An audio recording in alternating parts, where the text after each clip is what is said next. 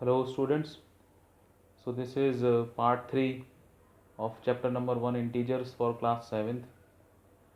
In my previous video I have already discussed about the first 6 questions of exercise 1.1. So in this video I'll complete this exercise, I'll complete the remaining questions of exercise 1.1. So to begin with, first of all we'll solve question number 7.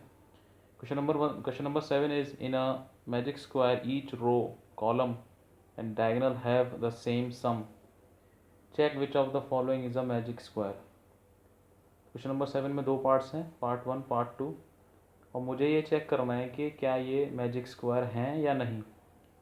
Magic square होने के लिए condition ये है कि रोज़ के जो elements का सम है, 3 रोज़ हैं इसमें, 3 कॉलम्स हैं और 2 डायगनल्स हैं, तो रो 1 के एलिमेंट्स का सम रो 2 के एलिमेंट्स के सम के इक्वल होना चाहिए, और यही सम रो 3 के एलिमेंट्स के सम के इक्वल होना चाहिए।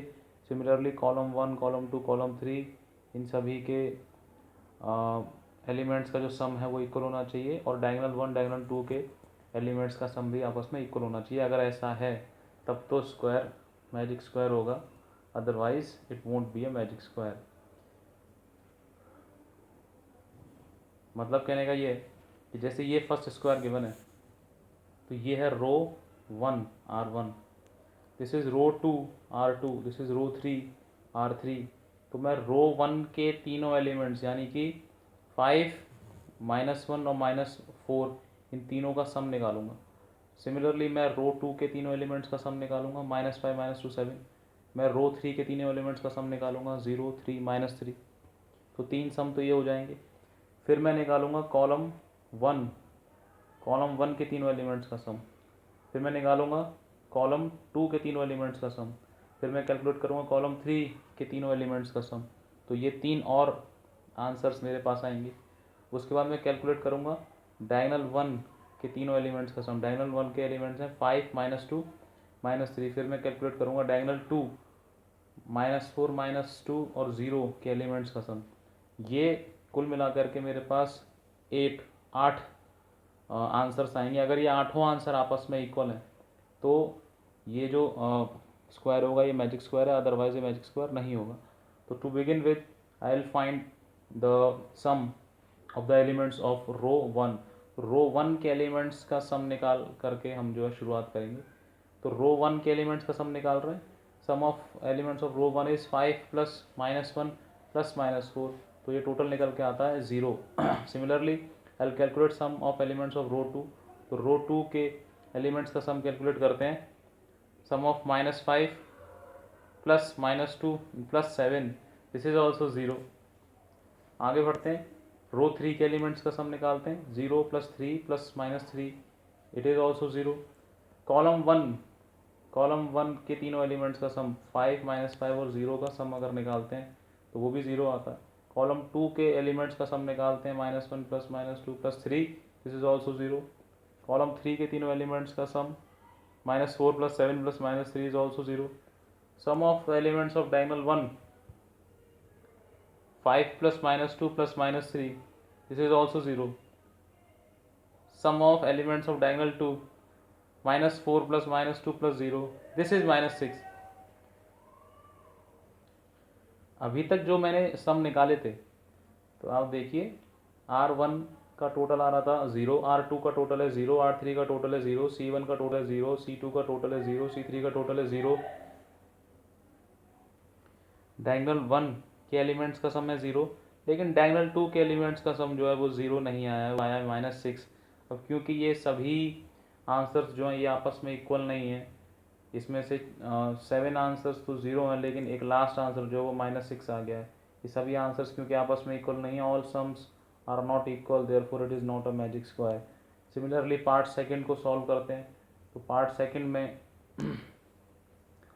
R1 के तीनों एलिमेंट्स का सम निकालूंगा, R2 के तीनों एलिमेंट्स का सम निकालूंगा, R3 के तीनों एलिमेंट्स का सम निकालूंगा।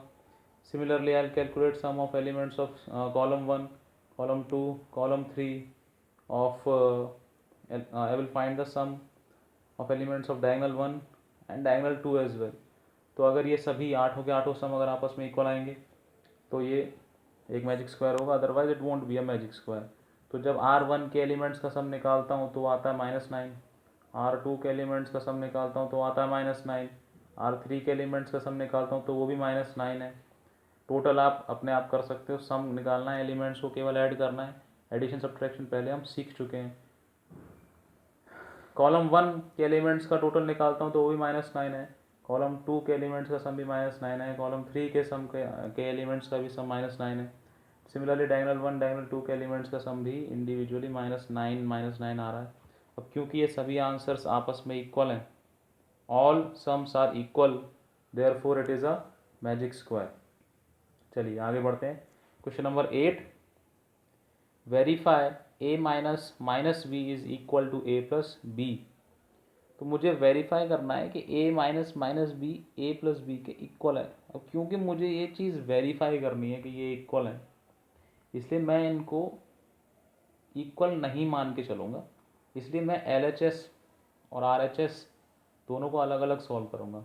जितने भी क्वेश्चन वेरीफाई बेस्ड होते हैं, जिसमें मुझे वेरीफाई करना होता है, उसमें मैं लेफ्ट हैंड साइड और राइट हैंड साइड दोनों को इंडिविजुअली सॉल्व करके देखता हूँ। तो मुझे a और b के वैल्यूज़ गिवन है। In first part the value of a is 21 and value of b is 18।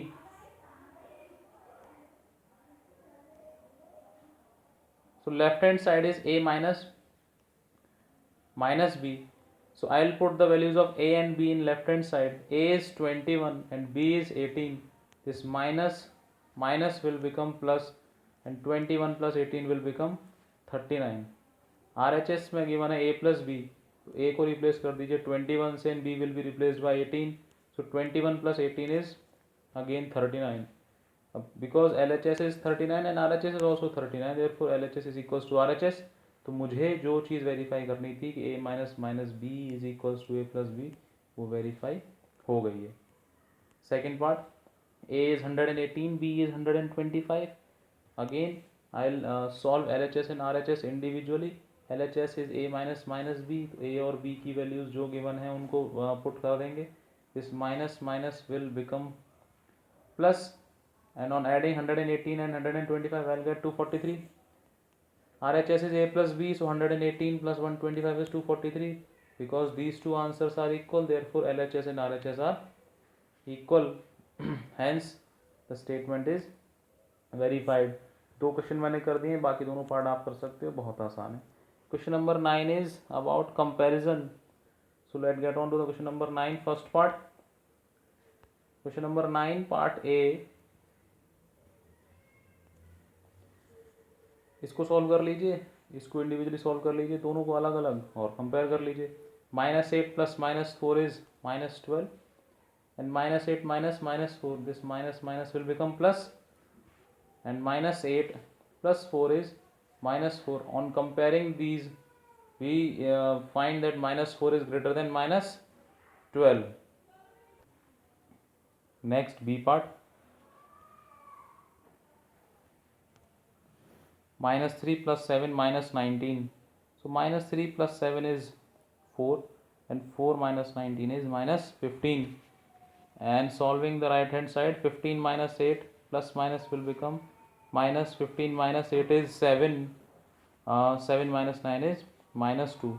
So -2 is greater. C part, 23 minus 41 plus 11. So 23 minus 41 is -18. -18 plus 11 is -7. Solving the right hand side, 23 minus 41 minus 11. 23 minus 41 is -18. -18 minus 11 is -29. Therefore this side, left hand side, is greater. D part, 39 plus -29 minus 15. This plus minus will become minus and this is -15. So 39 minus 24 is 15. 15 minus 15 is 0. Then 36 plus -52 minus -36. This plus minus will become minus. This minus minus will become plus. So 36 minus 52 is -16. -16 plus 36 is 20. So this side is greater. Lastly, -231 plus 79 plus 51. और -399 plus 159 plus 81, इन दोनों को compare करना है। तो -231 plus 79 will be -152, -152 plus 51 is -101।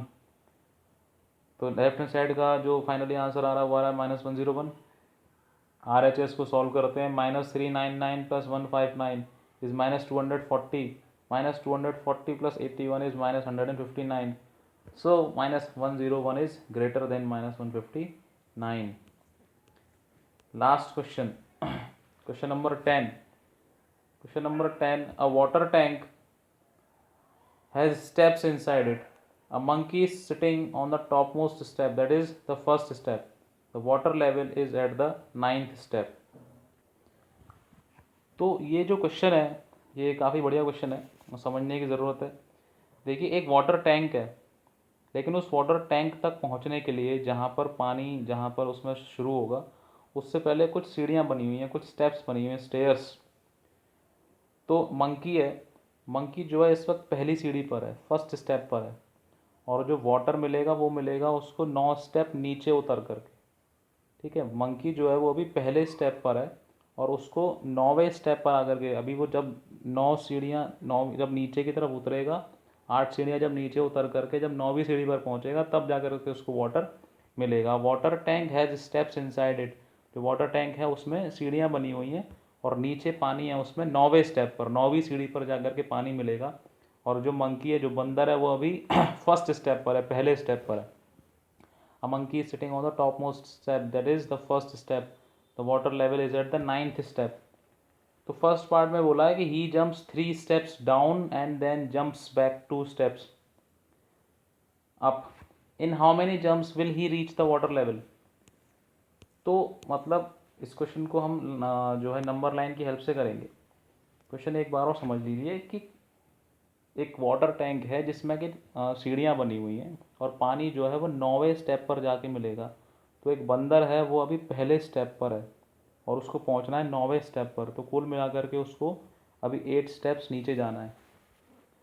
तो monkey जो है वो अभी इस फर्स्ट स्टेप पर है, ये है second step, this is third step, fourth, fifth, sixth, seventh, eighth and this is 9th step. तो मंकी को जो है वो 9th स्टेप पर पहुंचना है, क्योंकि 9th स्टेप पर जा करके उसको वाटर मिलेगा।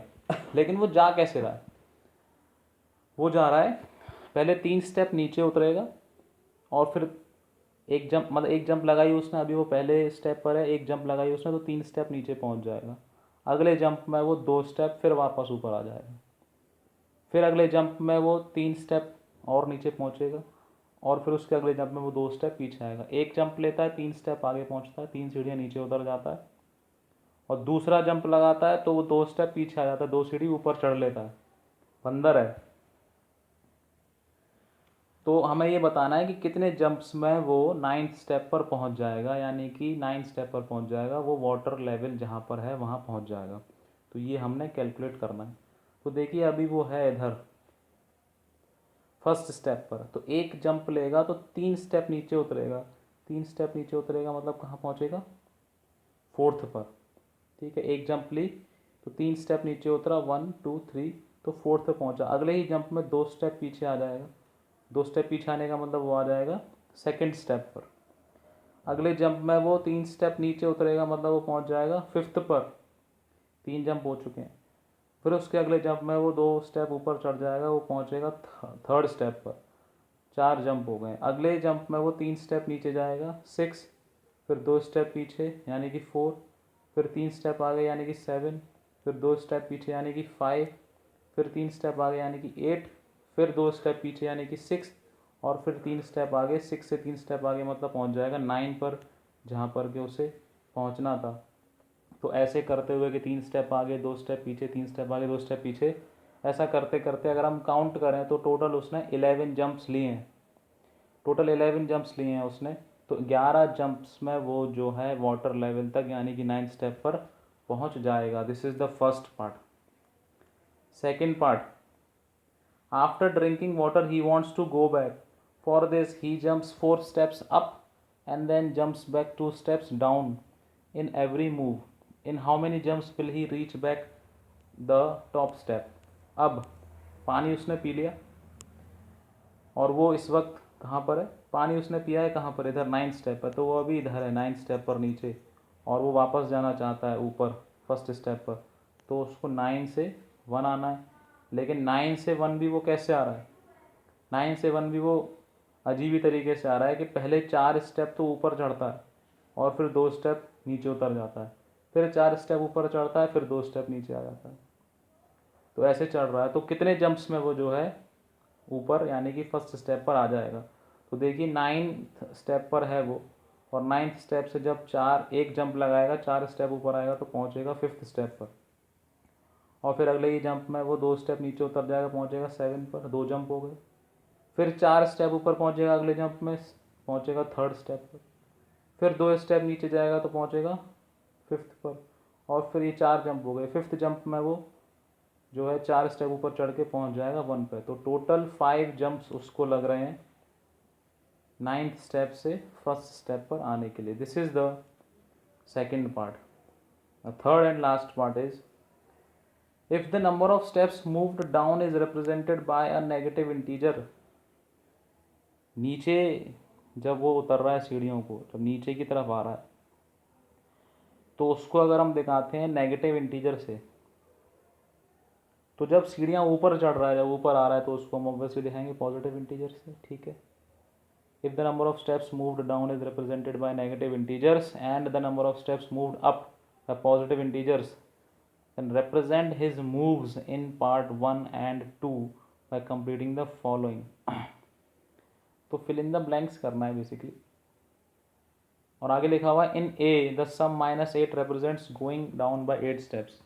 देखिए नीचे जब जा रहे हैं तो उसको हम शो कर रहे हैं नेगेटिव इंटीजर से। तो -8 का मतलब क्या हुआ, -8 का मतलब हुआ कि 8 स्टेप्स नीचे। तो +8 का मतलब क्या होगा, +8 का मतलब होगा 8 स्टेप्स अबव, मतलब ऊपर की तरफ। तो जो फर्स्ट केस जो था, जो फर्स्ट केस हमने सॉल्व किया था, फर्स्ट केस में क्या हो रहा था, फर्स्ट केस में ये हो रहा था कि जो मंकी था वो फर्स्ट स्टेप से 9th स्टेप पर जा रहा था, मतलब बंदर जो है वो नीचे की तरफ उतर रहा था। और कितने स्टेप्स उतरा है, 1 से 9, वो कुल मिला करके 8 स्टेप नीचे आया है। 8 स्टेप्स नीचे आया है वो इफ़ेक्टिवली नीचे आया है। तो इसको मैं, जो फर्स्ट केस है जिसमें वो पानी पीने के लिए जा रहा है 1 to 9, तो उसको मैं कह सकता हूँ कि कुल मिला करके वो -8 इतना नीचे, मतलब इतना वो चला है। -8 माइनस जो साइन है, वो जो नेगेटिव साइन है वो बता देगा कि वो 8 स्टेप्स नीचे आया है। और सेकंड केस में क्या हुआ है, सेकंड केस में वो 9 से 1 आया है, मतलब 8 स्टेप्स ऊपर चढ़ा है, तो मैं उसको शो करूँगा +8 से, ये मतलब है। तो जो पहला वाला केस था उसमें उसने कैसे ट्रैवल किया, उसमें उसने ट्रैवल किया कि 3 स्टेप्स नीचे जाता है और 2 स्टेप्स ऊपर आता है, मतलब पहले 3 स्टेप नीचे आया मतलब -3, और फिर 2 स्टेप्स ऊपर आता है मतलब +2, और फिर 3 स्टेप नीचे मतलब -3, और फिर 2 स्टेप्स ऊपर आता है मतलब +2। तो इस -3 +2 -3 +2 को मैं कब तक करूं कि मुझे क्या मिले, -8। नंबर ऑफ स्टेप्स डाउनवर्ड हैं नेगेटिव और नंबर ऑफ स्टेप्स अपवर्ड हैं पॉजिटिव। इस क्वेश्चन में बेसिकली मुझे करना क्या है, थर्ड पार्ट में, क्वेश्चन नंबर थर्ड पार्ट जो है वो basically fill in the blank है कि ये -3 +2 -3 +2 कब तक हो गए -8 मिले। एक बार और समझ लीजिए, -3 ये हम पहले वाला केस सॉल्व कर रहे हैं जिसमें मंकी फर्स्ट स्टेप से 9th स्टेप की तरफ जा रहा है, फर्स्ट से 9th की तरफ जा रहा है मतलब नीचे उतर रहा है, और 1 से 9 जाने के लिए वो 8 स्टेप्स नीचे आएगा, मतलब -8 है टोटल, कुल मिलाकर के 8 स्टेप नीचे मतलब -8। और आ कैसे रहा है, आ रहा है -3, मतलब 3 स्टेप नीचे मतलब -3, 2 स्टेप ऊपर मतलब +2, फिर -3 नीचे, फिर +2 -3 +2 -3 +2, ऐसे कितनी बार करूँगा कि -8 मिलेगा। तो देखिए -3 +2 हो जाएगा -1, मतलब 3 स्टेप नीचे गया, 2 स्टेप ऊपर आया, तो कुल कितना नीचे चला गया, 1 नीचे चला गया। -1 यही दिखा रहा है कि 1 स्टेप नीचे। फिर उसके बाद जंप लेगा तो फिर -3 -1 -3 मतलब -4, मतलब 4 स्टेप नीचे उतर चुका है।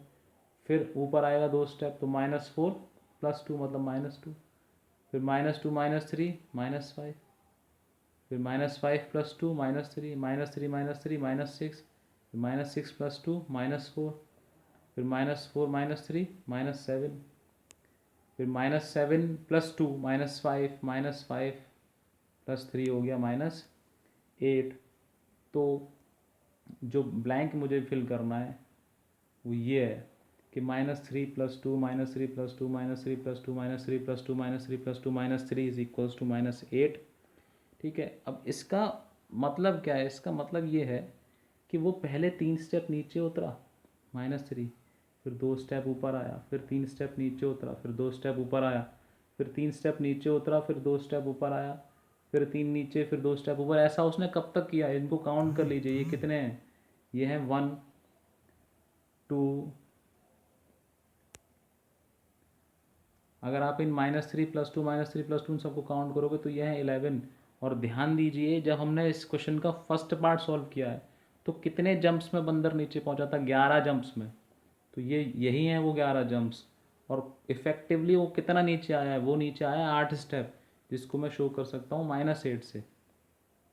ठीक है, so this is a part of question number, part of third part.